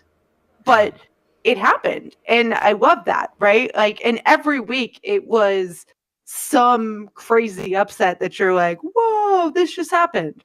And it's super cool, and I love that. Yeah, if they have this many PTR changes from stage to stage, then parity is going to be alive and well for the entirety, because just like Mel mentioned, or someone mentioned way earlier, like the teams that are on the bottom are always going to be incentivized to go ahead and try for that stage and do something crazy. And yeah, parity is going to be alive unless you're the Washington Justice. Sorry, Justice fans. Although you guys have Arc now, unless so Arc like, I was going to say, unless Arc you guys, them, you guys might Arc be will save entering a whole new world. Well, Hey, you know, and to clarify, I did not say that the bottom teams would be trying new things, because I don't think they will. They will try to force the 'Cause meta they're with the dumb. players that they don't They'll have. try in stage and 2, but stage 3, when they're will already not. I out don't of think the they will. finals, they'll try whatever. Maybe, yes. But I think you'll see the mid-tier teams trying in stage 2, because they either have to step up or get out of the way. Well, then I disagree with you. Then I don't think the mid-tier teams will Well, that's take weird. a chance. It's kind of weird to like think about what is a mid-tier team though, because it seems like when you look at the standings, there's Everybody but the 15 of 'em? Justice and Valiant. Yeah, I like mean- Justice, Valiant, Mayhem are at the bottom, and then you have Vancouver, New York, arguably Shock at the top. And then And everybody then you're else everyone going else to is have to you're going to have to judge it stage by stage because I mean New York Excelsior, if it was the dive meta, would have for sure won last year. It wouldn't have been a question. It would have been a stomping. And like I think that's what's going to keep parity alive is the fact that teams are going to have to change frequently, and that's going to be the big difference. Which I do- changes this from traditional sports so much, right? Mhm. Because traditional sports, you work on perfecting a thing. And here, you have to look at adaptability because your team has to be more adaptable than Epic at getting better at this certain stage. It's also going to lead people to throw stages, quotes, throw stages because it's not their meta, right? And you can afford to lose a stage. Houston Kind of- fan. It's like a much faster version of what happened in basketball with the 3-point revolution thing with Golden State, where that took 3 years. This could take like 2 weeks, and then the whole standings have flipped, and you have some new team on top. Yeah. Right. I feel Yeah, like really good example there. Yeah. I definitely also- understood what he was saying. Me too. Yeah, I don't watch a lot of basketball, but that was a really, really good. Yeah, it was a really good example. I do think though where we're going to have the three. I think the three bottom teams and like you guys said, the three top teams are going to be the same. But I also think that some of the teams that have better coaching in the mid table, which is everybody else except for 5 teams, 6 teams, are going to start rising to the top because they're going to be able to figure out their own team meta or, you know, what they need to do to beat certain teams better than some of the other teams. Like, I've been watching a lot of Toronto, and I'm a kind of a fan. You see my icon on Discord, but I think guys like Bishop and some of the guys like Dallas, for instance, they have Arrow and Jane. They're going to figure out things before other guys do. Mhm. And I think that's going to propel some of these teams higher from that mid-table sort of area, that jumbled mess of teams, up into top 5, top 10. I love the Together. fact that coaching could be a higher priority too, Right. right? It's unreasonable for us to think that these players should play the game and coach themselves. And I think that seeing top level coaching take a team to a different level is huge. And it makes them so much more valuable and so much more sought out. And I Yeah. want to see that more in the league. I'd like to see them be able to talk to their teams more in the league while games are going on or in between offense and defense, you know, like huddle up. Let's do this. Yeah, traditionally in esports, like coaching really doesn't matter. Like you'll see coaches leave. It's really the team captain that actually makes the difference. I mean, the example is the Philadelphia Fusion's contenders team. Arrow Fusion left. University. They didn't lose a step because it's all about the team captain. But I think Overwatch could bridge that gap, and like that would be really cool just to change esports in general, because coaches have kind of been a joke in the past, to be quite honest. And I think that does kind of actually go back a little bit to the traditional sports in the sense that the really good teams, especially like thinking of the NFL, they have coaches that can make adjustments. And I think adjustments are going to be really the key to any major team in this league. And it already is the case when you look at some of these top tier teams. I mean, look at London when they went on their run to win the championship. That was coaching, but that was also their team, and it was just all of them together, working together to figure out what do we need to do to effectively stop what they're doing and put ourselves in the best position to win. And I think that's key in just about any sport, and that's definitely growing more so in this league than in any other esport. Definitely. Well, and I think they need to give their coaches more time to interact with the players during the game, because I think that's what's missing right now, is that you can't rely on your coach because your coach isn't there and your coach can't talk to you until after your game's over. So you have to have somebody to rely on during the game. Yeah, but after your game, your match is over. So you get to talk to them at halftime. You've already played 2 matches. If you're coming from behind, it's like, okay. I would love if they allowed one coach to sit in a room by themselves and just call team comp changes, like so the players can just play the game, and they're literally on comms, with them? and they could only spectate from first person view of one of their players. Like they can't. Why not have look them at on the stage overview with everybody else? Right? Yeah. Okay. Yeah. I I'm in the 7th seat. Contenders has started to show hero swaps on screen now, so I don't know if that's going to be something that they're going to bring over to the Overwatch League, but it might be something to keep an eye on. Well, and that's another good point. Contenders is getting much stronger now, and that's another place that coaches can really pull, good comps from early. Like Goats hit, Contenders first. The only problem is if they're on different patches. So Overwatch League should really try and keep the Overwatch League and Contenders on the same patch. It's another good point.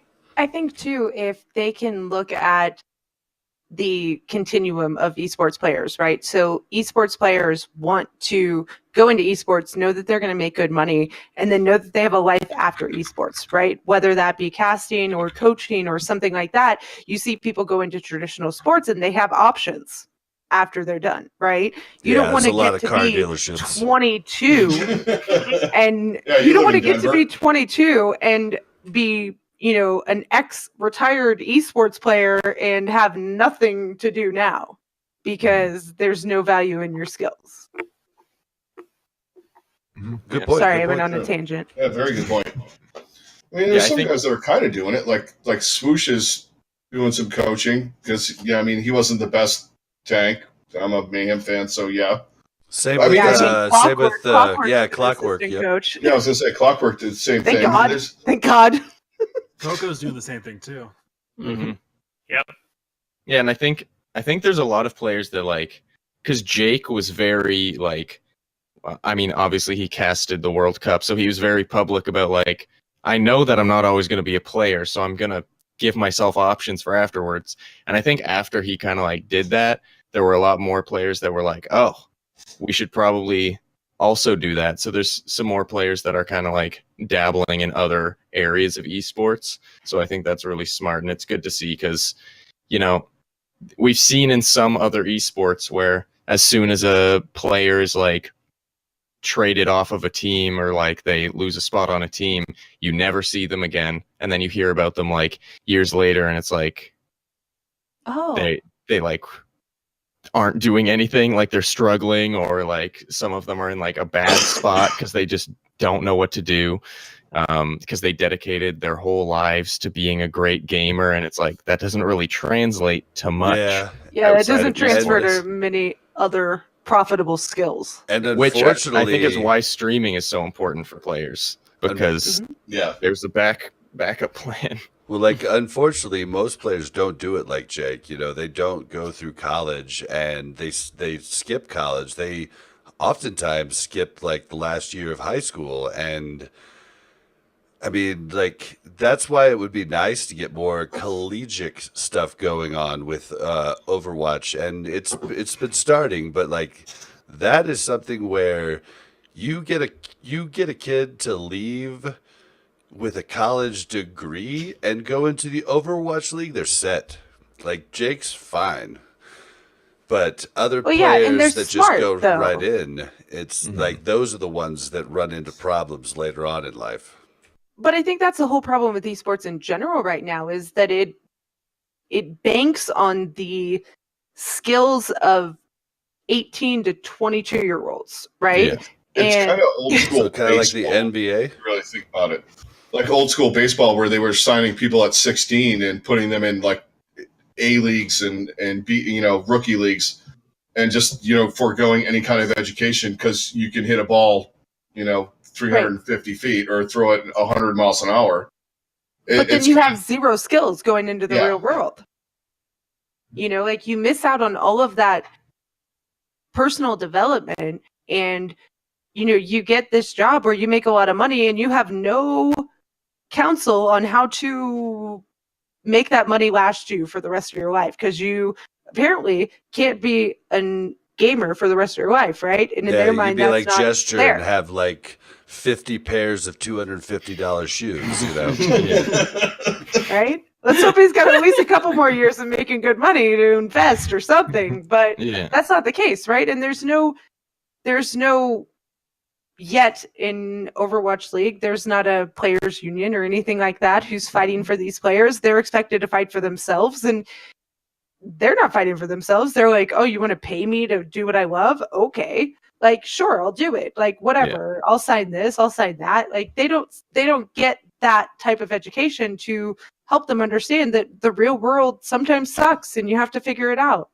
Yeah. I feel like there was an interview where Jake was talking about the possibility of a players union, because I know in season 1 there was a period in time where everyone was like, we really need a players union. I think it was when all the XQC stuff was happening, because everyone was like, some of this isn't necessarily fair, he's being treated differently than others and stuff. And he was asked about it, and Jake pretty much said, I agree we need one, but who's going to start one? Like, it has to be run by players somewhat, but it can't be run by players because they're busy doing all this other stuff. So it's feel usually like by retired players, right? Like you look at the For the NFL most part, and the NBA and stuff, and like retired players have started up those type of institutions and whatnot, and we don't have those yet in the Overwatch League. I mean, we have need some. to call Dak up or something. Yeah, and you even No, have Dak some dies orgs. too often. We can't have him running the players union. The Fred, dude, the Fred's gonna run the Overwatch League. running No! Well, I was Let's gonna go, say- dudes, let's go. I was gonna say Jake might, like, obviously he's gonna hopefully go into casting, but like Jake might be able to be that guy once he retires, because he's shown interest in being a players union, and he's a responsible boy. So like, To be honest, I think his mom's going to start it. We sat there and talked to his mom for like an hour and a half at BlizzCon 2 years ago. And she was like, I was like, okay, I understand Jake so much better now because Yeah, I she see is you. super And you was impressive. like, you're like, she's like taught him all about like, here's what you need to do with banking and blah, blah, blah. And like, she's runs courses for people to come to learn more about, you know, how to be a successful human being. And Yeah, she she's has a just- pretty she's amazing. it's a pretty successful internet blog. nice. But I, the- do think we'll get it. We'll get it. Go ahead. I think the biggest thing, like right now, that they need to do is the thing they did in the NBA with the rookies, where they take them into a class and every new player has to do it. Like every draftee has to do it, where they just teach them not to spend their signing bonus or contract money immediately as soon as they get it. Mm-hmm. Because I know it's kind of nitpicky, but all the shoes that these players are buying really adds up.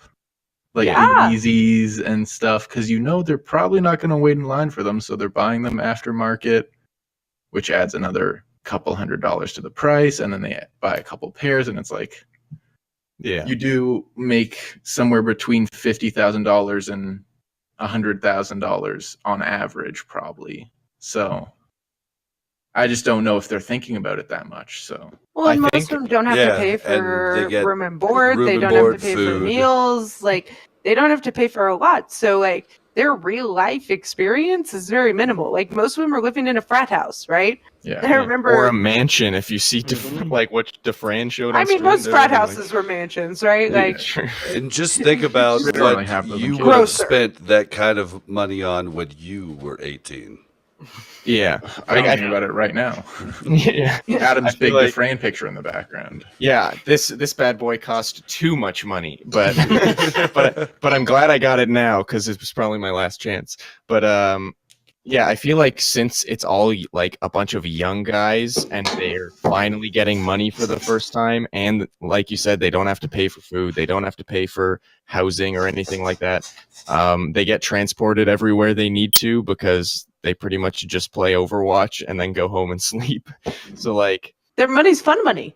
Yeah, it's fun money, but like it won't always be like they won't always have that. So I think, like Calder said, having some sort of class that's like, don't be reckless and buy a $200 signed DeFran poster to put in your room. Well, and like another thing you just like made me think of, like going through college, I could easily eat mac and cheese 2, 3, 4 nights in a row as my food. I could easily eat cereal constantly. No, I can't. I could easily eat, grilled cheese. But once I started being introduced to more expensive foods, like a lot of these kids are with their fancy chefs, all of a sudden my taste changed. And then McDonald's wasn't good enough. Burger King wasn't good enough. I needed something. But mac and cheese was always good enough. Mac and cheese is always. Let's But I just mean, be like, clear here. you're getting, like wine type of tastes, and if you don't have that job, like if you go work as a server, you don't have those wine type options anymore. Yeah, don't drink the expensive wine because then you won't want the cheap stuff. Like, come on. Which, back to the mac and Okay, cheese really. point, there is expensive mac and cheese that is significantly better than normal mac and cheese. So it is There possible. is. It's called Yes. lobster mac and But cheese, and it's The wonderful. normal mac and cheese is still good. Yeah. So Agreed. it's okay. It's okay, guys. Okay, well, now that we have come full circle on our mac and cheese talk. All right, I Adam, know I would we. like to make sure that you're in agreement that mac and cheese is amazing. I Very mean, different. it depends on the mac and cheese, but yes, No. we are get all out on here. board. White cheddar is significantly better than any other type of mac and cheese. I'm going to put that out there right now. I would The definitely agree Cracker with that. Barrel mac and cheese. Have you ever had it? You can buy it. It's I don't fantastic. think we have that in Canada. Yeah, we have President's Choice instead of Cracker Barrel. Listen, Fucking I don't Canada. like Cracker Barrel that much, but Cracker Barrel mac and cheese from the store, epic. Just a bunch of a-holes. Totem lives in Chicago. And I'm pretty sure it's fat free, so we're fine. Totem lives in Chicago. I'm a fan of Kuma's Corners mac and cheese, and you can put a whole bunch of different stuff in there. That's my favorite mac and cheese on the planet.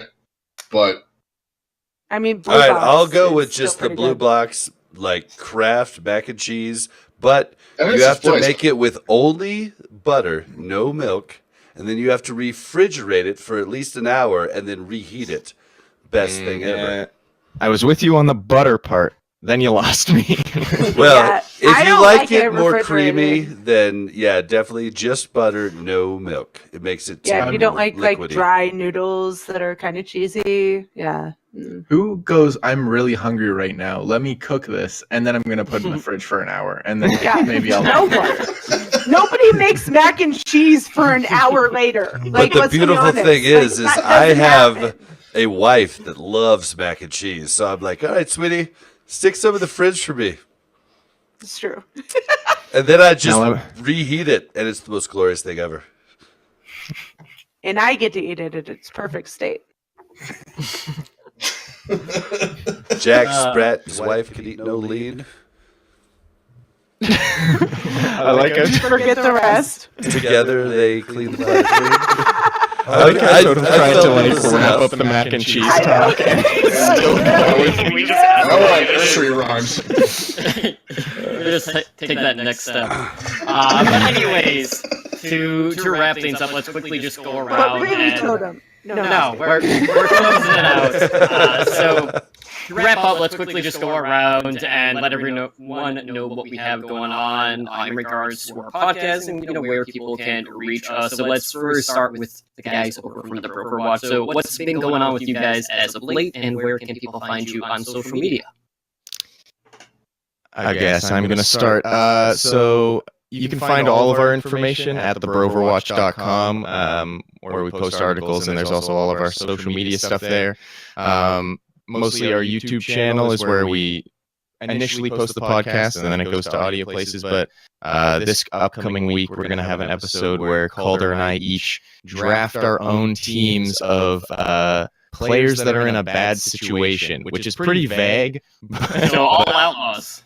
Yeah. I didn't even say it. Damn. But the thing is, like, they have to be good, though. That's the problem. Yeah. Hey, Calder, Calder, I'm gonna have to ask you to leave. Yeah.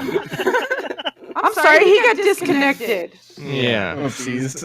But yeah, so we're gonna do that. That should be fun. Other than that, we just upload the podcast every week. Yeah, Calder, you have anything else to add? Not really. No. I think he told me he loves the Outlaws. Yeah. That didn't happen. I promise. Did you guys spout out your social media? Oh yeah, you go first.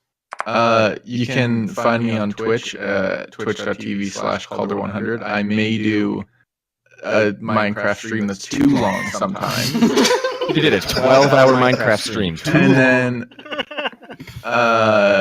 you can find me on Twitter at Calder_100. You can find me on Twitter at I'm a dumb cook, spelt dumb as in idiot. You can find me on Twitch at twitch.tv/I'm a dumb live, and you can find our Broverwatch Twitter at the Broverwatch on Twitter as well. All right, and I do know Overtakes, you guys have been kind of expanding your coverage in regards to your YouTube releases as of late. So where can people get a hold of you over on the social medias? You want to hit this, Cal, or you want me to get this? You got it. You know all of our stuff better than I do. I don't remember the addresses that great, though. We're doing a lot more. We're doing a Sunday night recap thing on. We're calling it the Back Cap on Twitch, so it's going to be on Overtakes _OWL on Twitch. That is also our Twitter address where I spout off and scream about the mayhem pretty much during every match. And we also have our YouTube channel where we're doing a lot of our previews, and we're focusing more on power rankings because that seems to be the thing to do, and that's where B and Kel get more into slight differences into, the Overwatch League. We have a lot of the same opinions, which is we thought it was going to be more, when we started it, we thought it was going to be more like, okay, we have differences in opinions. It's going to be like Stephen A. Smith and somebody else screaming at each other, but we kind of think the same, so we figured power rankings are going to be the way to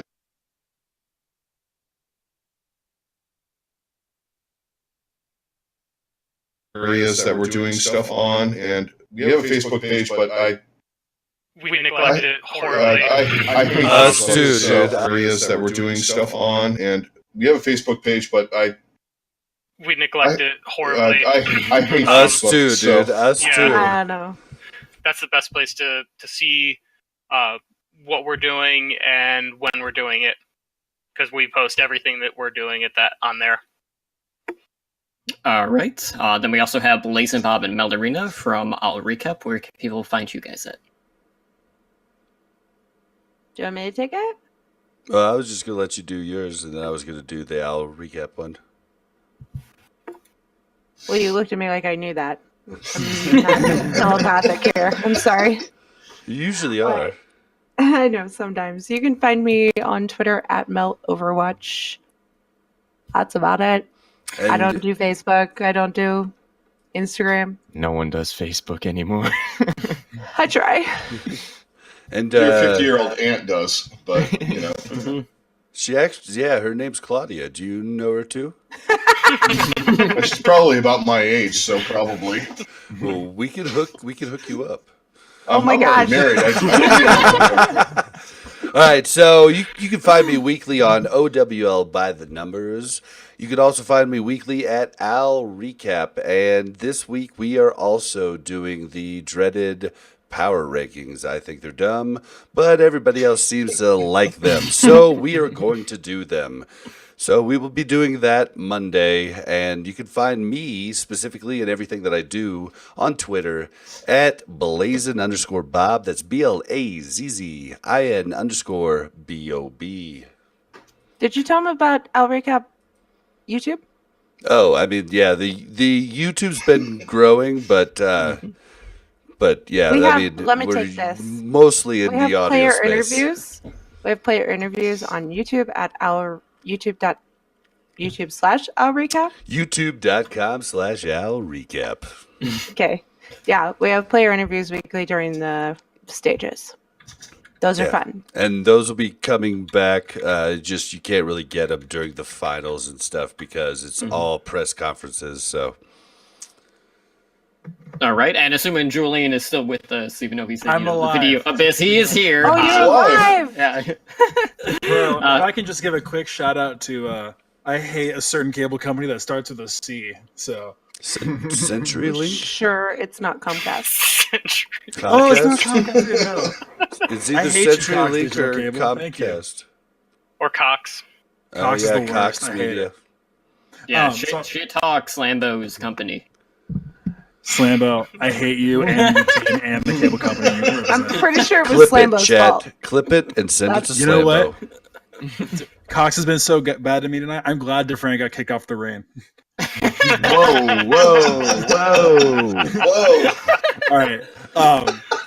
Anger aside, you can find me on our Fantasy Overwatch our Fantasy Overwatch show and podcast for Owl and for the Overwatch League Network, which is Owl by the Numbers. You can find me personally at Ramses_OW, and I actually our mutual friend from Owl Recap and Labosco and I are working on a show that should be coming out later this week, which you'll be able to find more details on Owl Recap. Not Owl Recap. I'm sorry. On MashThoseButtons.com. Yeah. I'm a mess, guys. I'm He sorry. is joining We'll promote the it on Owl network Recap, too. that Don't worry about started it. me out. So Okay. big shout out to MashThoseButtons.com. Watchpoint Radio is where I cut my teeth. Let me be concise on this. We are doing a new show with Mash Those Buttons about Overwatch League. You'll be able to get more details from it later when you see me on Owl by the Numbers later this week, totem permitting, of course. I guess Bob's going to promote it too. Bob's a good guy. And Mel says no. Yes. Yeah. Blech. Jeez. You made it through. Eventually, you got there. Yeah, I think you did it. I kept waiting for like the phone scramble sounds to just start and to kill me again. I was waiting for that too. But as for myself, you can find me on Twitter at TotemlydrunkCTR. And podcasts, there's far too many to list. We have Overwatch League Network, Monday, 7 p.m. Pacific Time. OWL by the Numbers at Tuesday at 6 p.m. Pacific Time. And then, of course, Heroes Never Die, which is a variety Overwatch show, Wednesdays at 5 p.m. Pacific Time. And then you can find all those Twitter handles on my main Twitter account. And all of them are live on Twitch at twitch.tv/OWLN show. Don't forget about OW Recall. Yeah, I mean, that's there too, but that's not as consistent. But, we have Overwatch Recall, which is our episodic listing, and our podcast directory, where you can find all of these podcasts, as well as like 26 other active podcasts. So be sure to check that out on our website at owlnshow.com/OW Recall. Then every Sunday night we do the Weekly Recall, which is our listen of all the latest podcast episodes. And we'll have some more content creator interviews coming soon, but that's back on track. But with that being said, guys, it's been a long one. We hit all the stage 1 recap, preview stage 2. 2-hour stream. We talked a good 10 minutes on mac and cheese too. Yes, So we that did. was- I mean, I feel like that was the Stream. highlight of Mac and cheese our pod stream one. here, guys. Mac and cheese stream 1. Also, Meta real quick, aside. can I shout out one more show that Do they it. weren't about on mac this, and but Do it. I was gonna shout out the Hack the Planet podcast because our Broverwatch writers are kind of heading up that podcast. I know. Oh yeah, the It's pretty- Contenders one, right? Yeah. So Nice. if you love Contenders, be sure to check that out. Yeah, as I well. know they're on a temporary hiatus just due to one of their co-hosts leaving, but they should be back here pretty soon. Yeah.